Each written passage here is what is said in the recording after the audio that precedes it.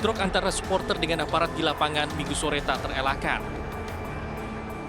Bentrok terjadi saat laga Liga 3 antara PPSM Sakti Kota Magelang melawan Persitema Temanggung di Stadion Muhammad Subroto, Kota Magelang. Kericuan terjadi beberapa menit sebelum pertandingan babak kedua usai. Aparat gabungan hendak menghalau ribuan supporter yang masuk ke dalam lapangan sebagai bentuk kekecewaan timnya kalah 2-0. Supporter tuan rumah juga tidak terima dengan yel-yel supporter tim tamu. Beruntung tak ada supporter yang luka parah akibat kericuan ini. Berkaca dari kerusuhan ini, pihak Polres Kota Magelang menyatakan pertandingan selanjutnya akan digelar sebagaimana kesepakatan awal dengan panitia pelaksana, yakni tanpa penonton. Untuk langkah berikutnya, seperti kesepakatan dari awal, tidak ada penonton. Jadi tadi saya juga sudah sepakat dengan Kapolres yang lain, untuk permainan di Polres lain pun semua non-penonton. Khusus Dan dari kita akan Magelang lapor ya? ke PSSI, karena itu kan sebenarnya aturan di PSSI ada, bahwa apabila mereka sudah diberlakukan peraturan tanpa penonton dan mereka tetap membuat ada penonton, itu yang akan kena sanksi adalah klubnya. Laga ini sendiri pada akhirnya dihentikan oleh wasit karena situasi yang tidak kondusif. Dari Magelang, Jawa Tengah, Puji Hartono, iNews melaporkan. Pemirsa, seorang pria di Sragen, Jawa Tengah nekat membakar rumah selingkuhannya. Aksi ini dipicu sakit hati karena ditinggalkan oleh selingkuhan.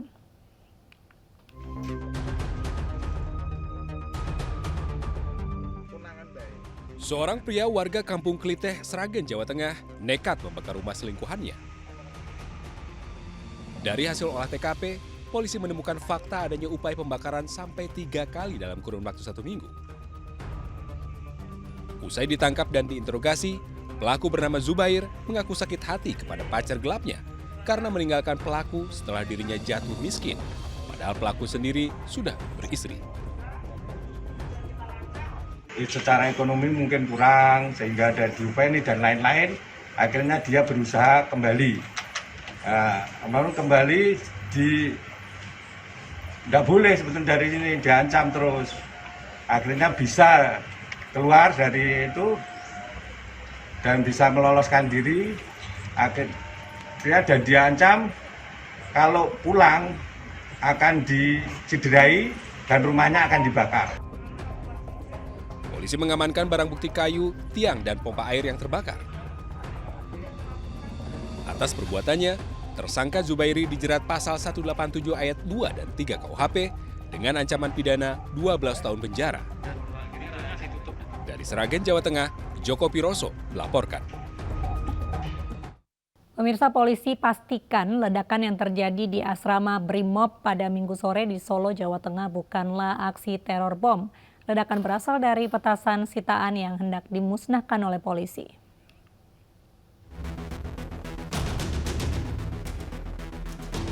Pasca ledakan yang terjadi di asrama Polri Grogol Indah pada Minggu sore, lokasi kejadian masih dijaga ketat oleh polisi. Garis polisi juga masih terpasang di sekitar kebun yang membuat seorang anggota polisi menjadi korban. Bribka Dirgantara Pradipta harus dirujuk ke rumah sakit karena mengalami luka akibat ledakan. Sementara itu, polisi memastikan bahwa ledakan tersebut bukanlah aksi teror bom. Ledakan itu berasal dari bahan pembuat petasan yang disita oleh polisi dan rencananya akan dimusnahkan. Fakta ini didapatkan usai polisi memeriksa 7 orang saksi di lokasi kejadian. Kita bisa simpulkan untuk saat ini bahwa ledakan itu bukan bom, tetapi murni dari bahan petasan yang berdasarkan keterangan saksi mau dibakar oleh anggota kita sehingga mengakibatkan meledak. Polisi telah mengamankan sisa bahan pembuat petasan yang menjadi sumber ledakan. Selanjutnya, polisi akan mendalami keterangan dari korban tentang kronologi lengkap kejadian ini. Pasalnya, saat ini Bribka Dirgantara masih menjalani perawatan intensif akibat luka yang dialaminya. Dari Jawa Tengah, Tim Liputan iNews melaporkan. Pemirsa, tim Komisi Kode Etik Polri kembali menggelar sidang etik Ibda Arsyad Daifa Gunawan. Arsyad disidang terkait dugaan pelanggaran etik di kasus pembunuhan Brigadir Yosua. Kabag Penum Humas Polri Kombes Nurul Azizah mengatakan sidang digelar secara tertutup di Gedung TNCC Mabes Polri Jakarta. Sidang ini merupakan lanjutan setelah sempat ditunda 16 September lalu karena saksi sakit. Sidang dimulai sejak pukul 11 tadi dan sempat ditunda karena kondisi saksi yang sedang sakit. Namun demikian sidang dilanjutkan pada pukul 1 siang dan saat ini masih berlangsung.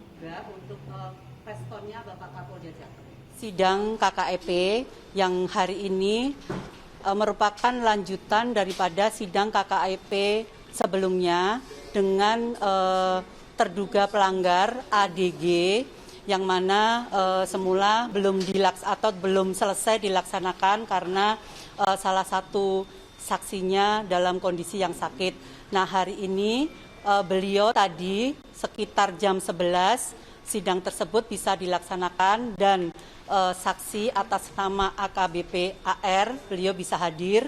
Namun karena kondisi kesehatan yang belum stabil, beliau tidak bisa menyelesaikan sampai dengan selesai. Namun demikian, sekitar 1 jam yang lalu, sidang dilanjutkan kembali tanpa saksi AR. Jadi untuk sidang hari ini tetap berlanjut dan sampai dengan sekarang belum selesai.